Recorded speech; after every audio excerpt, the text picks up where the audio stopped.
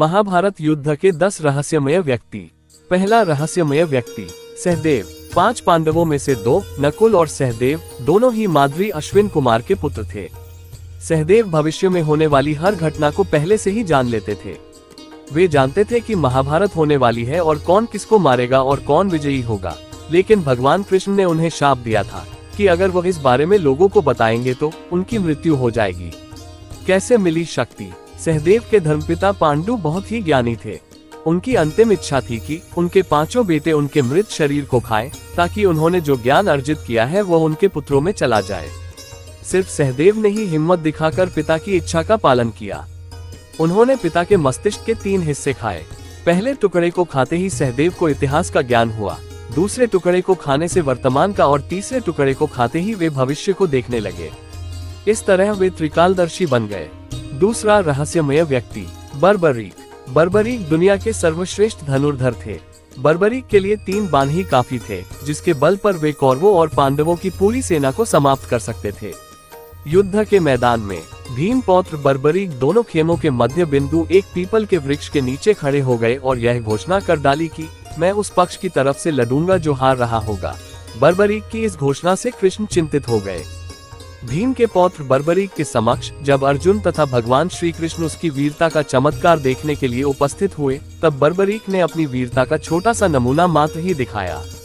कृष्ण ने कहा कि ये जो वृक्ष है इसके सारे पत्तों को एक ही तीर से छेद दो तो मैं मान जाऊंगा। बर्बरीक ने आज्ञा लेकर तीर को वृक्ष की ओर छोड़ दिया।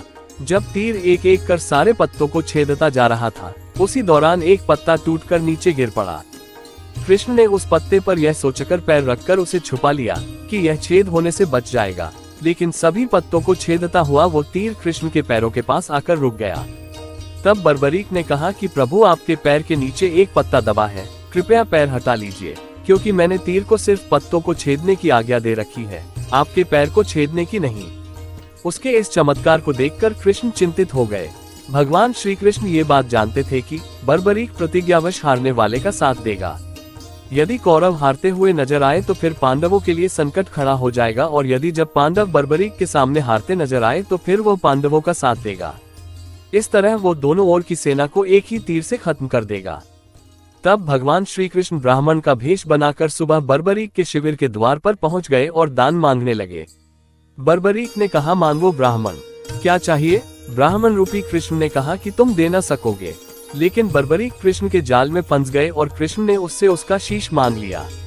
बर्बरीक द्वारा अपने पितामह पांडवों की विजय हेतु स्वेच्छा के साथ शीशदान कर दिया गया। बर्बरीक के इस बलिदान को देखकर दान के पश्चात श्री कृष्ण ने बर्बरीक को कलियुग में स्वयं के नाम से पूजित होने का वर दिया। आज बर्बरीक को खाटू श्याम के नाम से पूजा जाता है। जहां कृष्ण ने उनका शीश रखा था उस स्थान का नाम खाटू है। तीसरा रहस्यमय व्यक्ति संजय। महाभारत युद्ध में संजय के बारे में सभी जानते हैं। संजय के पिता बुनकर थे, इसलिए उन्हें सूत पुत्र माना जाता था। उनके पिता का नाम गाव्यगण था। उन्होंने महर्षि वेदव्यास से दीक्षा लेकर ब्राह्मणत्व ग्रहण किया था। वेदादि विद्याओं का अध्ययन करके वे धृतराष्ट्र की राजसभा के सम्मानित मंत्री बन गए थे। आज के दृष्टिकोण से वे टेलीपैथिक विद्या में पारंगत थे। कहते हैं कि गीता का उपदेश 2 लोगों ने सुना, एक अर्जुन और दूसरा संजय।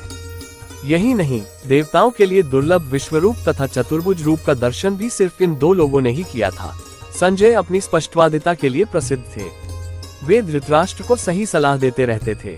एक ओर वे जहां शकुनी की कुटिलता के बारे में सजग करते थे, तो दूसरी ओर वे दुर्योधन द्वारा पांडवों के साथ किए जाने वाले असहिष्णु व्यवहार के प्रति भी धृतराष्ट्र को अवगत कराकर चेताते रहते थे। वे धृतराष्ट्र के संदेशवाहक भी थे। संजय को दिव्य दृष्टि प्राप्त थी। महाभारत युद्ध के पश्चात अनेक वर्षों तक संजय युधिष्ठिर के राज्य में रहे। इसके पश्चात धृतराष्ट्र, गांधारी और कुंती के साथ उन्होंने भी संन्यास ले लिया था। बाद में धृतराष्ट्र की मृत्यु के बाद वे हिमालय चले गए, जहां से वे फिर कभी नहीं लौटे। चौथा रहस्यमय व्यक्ति अश्वत्थामा। गुरु द्रोणाचार्य के पुत्र अश्वत्थामा हर विद्या में पारंगत थे।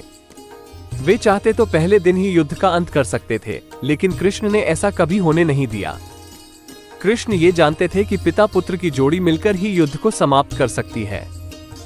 विज्ञान यह नहीं मानता कि कोई व्यक्ति हजारों वर्षों तक जीवित रह सकता है।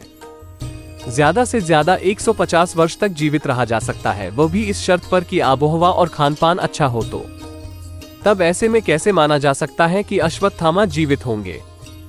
लेकिन ये सत्य है कि अश्वत्थामा आज भी जीवित है। क्यों जीवित है अश्वत्थामा? महाभारत के युद्ध में अश्वत्थामा ने ब्रह्मास्त्र छोड़ दिया था, जिसके चलते लाखों लोग मारे गए थे। अश्वत्थामा के इस कृत्य से कृष्ण क्रोधित हो गए थे और उन्होंने अश्वत्थामा को शाप दिया था कि तू इतने वधों का पाप धोता हुआ 3000 वर्ष तक निर्जन स्थानों में भटकेगा। तेरे शरीर से सदैव रक्त की दुर्गंध निसृत होती रहेगी। तू अनेक रोगों से पीड़ित रहेगा। व्यास ने श्री कृष्ण के वचनों का अनुमोदन किया। कहते हैं कि अश्वत्थामा इस शाप के बाद रेगिस्तानी इलाके में चला गया था और वहां रहने लगा था। कुछ लोग मानते हैं कि वह अरब चला गया था। उत्तर प्रदेश में प्रचलित मान्यता अनुसार अरब जाकर में उसने कृष्ण और पांडवों के धर्म को नष्ट करने की प्रतिज्ञा ली थी। 5वां व्यक्ति, कवच कुंडलधारी कर्ण। कर्ण से यदि कवच कुंडल नहीं हथियाए गए होते, यदि कर्ण इंद्र द्वारा दिए गए अपने अमोघ अस्त्र का प्रयोग घटोत्कच पर न करते हुए अर्जुन पर करता, तो आज भारत का इतिहास और धर्म कुछ और होता। भगवान कृष्ण ये भली भांति जानते थे कि जब तक कर्ण के पास उसका कवच और कुंडल है, तब तक उसे कोई नहीं मार सकता। ऐसे में अर्जुन की सुरक्षा की कोई गारंटी नहीं। उधर देवराज इंद्र भी चिंतित थे, क्योंकि अर्जुन उनका पुत्र था। भगवान कृष्ण और देवराज इंद्र दोनों जानते थे कि जब तक कर्ण के पास पैदाइशी कवच और कुंडल है, वह युद्ध में अजेय रहेगा। तब कृष्ण ने देवराज इंद्र को एक उपाय बताया और फिर देवराज इंद्र एक ब्राह्मण के वेश में पहुंच गए कर्ण के द्वार। देवराज भी सभी के साथ लाइन में खड़े हो गए। कर्ण सभी को कुछ न कुछ दान देते जा रहे थे। बाद में जब देवराज का नंबर आया तो दानी कर्ण ने पूछा, विप्रवर आज्ञा कीजिए, किस वस्तु की अभिलाषा लेकर आए हैं? विप्र बने इंद्र ने कहा, हे महाराज, मैं बहुत दूर से आपकी प्रसिद्धि सुनकर आया हूँ। कहते हैं कि आप जैसा दानी तो इस धरा पर दूसरा कोई नहीं है, तो मुझे आशा ही नहीं विश्वास है कि मेरी इच्छित वस्तु तो मुझे अवश्य आप देंगे ही। फिर भी मन में कोई शंका न रहे, इसलिए आप संकल्प कर लें, तभी मैं आपसे मांगूंगा, अन्यथा आप कहें तो मैं खाली हाथ चला जाता हूँ। तब ब्राह्मण के भेष में इंद्र ने और भी विनम्रता पूर्वक कहा, नहीं राजन, आपके प्राण की कामना हम नहीं करते, बस हमें इच्छित वस्तु मिल जाए तो हमें आत्म शांति मिले। पहले आप प्रण कर ले तो ही मैं आपसे दान मांगूं। कर्ण ने तैश में आकर जल हाथ में लेकर कहा, हम प्रण करते हैं विप्रवर, अब तुरंत मांगिए। तब क्षद्म इंद्र ने कहा, राजन, आपके शरीर के कवच और कुंडल हमें दान स्वरूप चाहिए। एक पल के लिए सन्नाटा छा गया। कर्ण ने इंद्र की आंखों में झांका और फिर दानवीर कर्ण ने बिना एक क्षण भी गनवाए अपने कवच और कुंडल अपने शरीर से खंजर की सहायता से अलग किए और ब्राह्मण को सौंप दिए। इंद्र ने तुरंत वहां से दौड़ ही लगा दी और दूर खड़े रथ पर सवार होकर भाग गए, इसलिए कि कहीं उनका राज खुलने के बाद कर्ण बदल न जाए। कुछ मील जाकर इंद्र का रथ नीचे उतरकर भूमि में धंस गया। तभी आकाशवाणी हुई, देवराज इंद्र, तुमने बड़ा पाप किया है। अपने पुत्र अर्जुन की जान बचाने के लिए तूने छलपूर्वक कर्ण की जान खतरे में डाल दी है। अब ये रथ यहीं धंसा रहेगा और तू भी यहीं धंस जाएगा। तब इंद्र ने आकाशवाणी से पूछा, इससे बचने का उपाय क्या है? तब आकाशवाणी ने कहा, अब तुम्हें दान दी गई वस्तु के बदले में बराबरी की कोई वस्तु देनी होगी।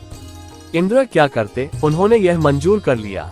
तब वे फिर से कर्ण के पास गए, लेकिन इस बार ब्राह्मण के वेश में नहीं। कर्ण ने उन्हें आता देखकर कहा, देवराज आदेश करिए और क्या चाहिए? इंद्र ने झेपते हुए कहा, हे दानवीर कर्ण, अब मैं याचक नहीं हूँ, बल्कि आपको कुछ देना चाहता हूँ। कवच कुंडल को छोड़कर मांग लीजिए, आपको जो कुछ भी मांगना हो। कर्ण ने कहा, देवराज, मैंने आज तक कभी किसी से कुछ नहीं मांगा और नहीं मुझे कुछ चाहिए। कर्ण सिर्फ दान देना जानता है, लेना नहीं। तब इंद्र ने विनम्रता पूर्वक कहा, महाराज कर्ण, आपको कुछ तो मांगना ही पड़ेगा, अन्यथा मेरा रथ और मैं यहाँ से नहीं जा सकता हूँ। आप कुछ मांगेंगे तो मुझ पर बड़ी कृपा होगी। आप जो भी मांगेंगे मैं देने को तैयार हूँ। कर्ण ने कहा, देवराज, आप कितना ही प्रयत्न कीजिए, लेकिन मैं सिर्फ दान देना जानता हूँ, लेना नहीं। मैंने जीवन में कभी कोई दान नहीं लिया। तब लाचार इंद्र ने कहा, मैं यह वज्ररूपी शक्ति आपको बदले में देकर जा रहा हूँ। तुम इसको जिसके ऊपर भी चला दोगे वो बच नहीं पाएगा। भले ही साक्षात काल के ऊपर ही चला देना, लेकिन इसका प्रयोग सिर्फ एक बार ही कर पाओगे। कर्ण कुछ कहते उसके पहले ही देवराज वो वज्र शक्ति वहां रखकर तुरंत भाग लिए। कर्ण के आवाज देने पर भी वे रुके नहीं। बाद में कर्ण को उस वज्र शक्ति को अपने पास मजबूरन रखना पड़ा। लेकिन जैसे ही दुर्योधन को मालूम पड़ा कि कर्ण ने अपने कवच कुंडल दान में दे दिए हैं, तो दुर्योधन को तो चक्कर ही आ गए। उसको हस्तिनापुर का राज्य हाथ से जाता दिखने लगने लगा, लेकिन जब उसने सुना कि उसके बदले वज्र शक्ति मिल गई है तो फिर से उसकी जान में जान आई। अब इसे भी कर्ण की गलती नहीं मान सकते, यह उसकी मजबूरी थी, लेकिन उसने यहाँ गलती यह की कि वो इंद्र से कुछ मांग ही लेता। छठा व्यक्ति भीम। कुंती वायु के पुत्र थे। भीम अर्थात पवन पुत्र भीम। भीम में 1000 हाथियों का बल था। युद्ध में भीम से ज्यादा शक्तिशाली उनका पुत्र घटोत्कच ही था। घटोत्कच का पुत्र बर्बरीक था। उन्होंने एक बार अपनी भुजाओं से नर्मदा नदी का प्रवाह रोक दिया था। लेकिन भीम में ये 1000 हाथियों वाला बल कहां से और कैसे आया? ये सभी जानते हैं कि गांधारी का बड़ा पुत्र दुर्योधन और गांधारी का भाई शकुनी कुंती के पुत्रों को मारने के लिए नई नई योजनाएं बनाते थे।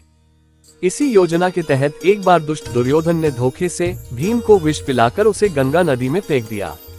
मूर्छित अवस्था में भीम बहते हुए नागों के लोक पहुंच गए।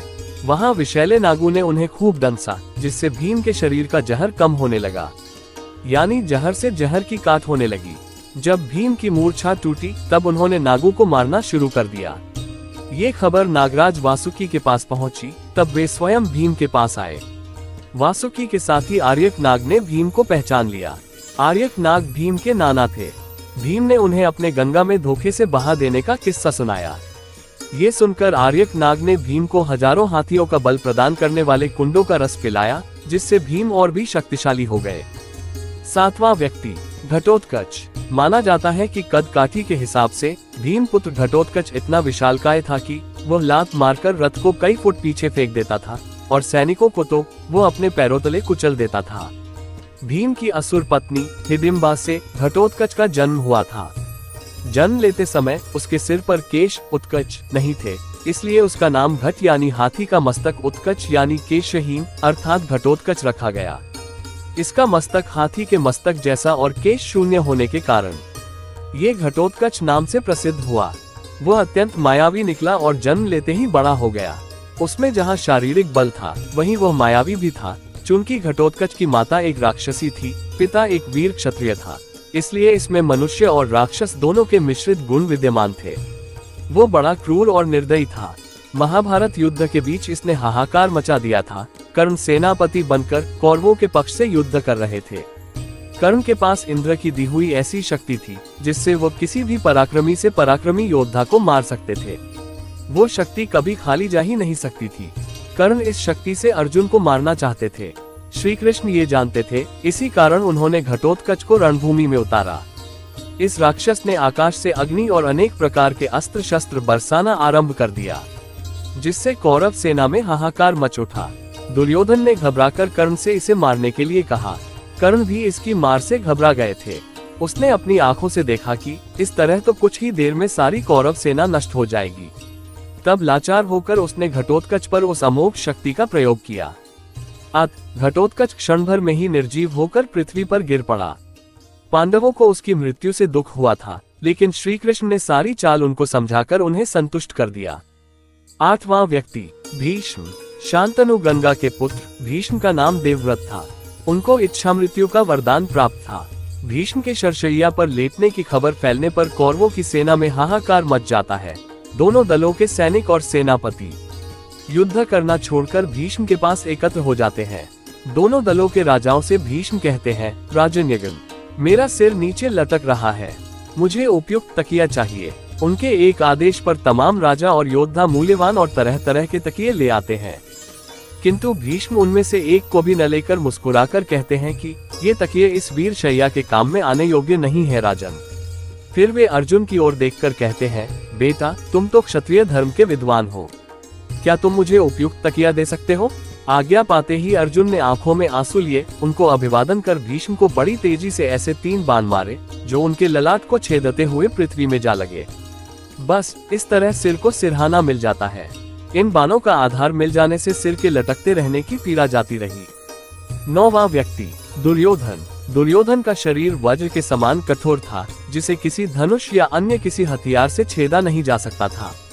लेकिन उसकी जांघ के प्राकृतिक रूप से होने के कारण भीम ने उसकी जांघ पर वार कर उसके शरीर के 2 फाड़ कर दिए थे। दुर्योधन का यह वज्र समान शरीर उनकी माता गांधारी के देखने के कारण बना था। माता ने उन्हें पूर्णत नग्न होकर उनके समक्ष आने को कहा था, लेकिन कृष्ण द्वारा उनकी बुद्धि को मोड़ देने के कारण वे अपने गुप्तांगों को छुपाकर माता के समक्ष गए थे, इसलिए उनका वो हिस्सा कमजोर था। 10वां रहस्यमय व्यक्ति कृष्ण। सब पर भारी कृष्ण मुरारी। भगवान कृष्ण 16 कलाओं में माहिर थे। वे जितने मायावी थे उतने ही मानवीय। उनके रहस्यमय व्यक्तित्व को तो बड़े बड़े योग और तपस्वी भी न समझ पाए। एक तरफ अपने दरिद्र मित्र सुदामा के चरण पखारते हैं तो दूसरी ओर अपनी बुआ के बेटे शिशुपाल का वध भी कर देते हैं। उनके रहस्यमय व्यक्तित्व का सबसे बड़ा उदाहरण यह है कि अर्जुन ने सूर्यास्त से पूर्व जयद्रथ के वध की शपथ ली थी और कहा था कि यदि मैं उसे सूर्यास्त के पूर्व नहीं मार पाया तो अग्निचिता पर लेट जाऊंगा। कृष्ण ने अर्जुन को इसके लिए प्रोत्साहित भी किया था, क्योंकि कृष्ण ये जानते थे कि आज सूर्य ग्रहण है और सूर्य कुछ देर के लिए नहीं दिखेगा। हुआ यही, अर्जुन ने चिता तैयार कर ली, तब जयद्रथ भी ये देखने आया और तुरंत ही उसी वक्त सूर्य पुनः निकल आया। कृष्ण के इशारे पर पल भर में ही अर्जुन ने जयद्रथ का सिर अलग कर दिया। चैनल को लाइक, सब्सक्राइब करें और कमेंट में जय श्री राम जरूर लिखें।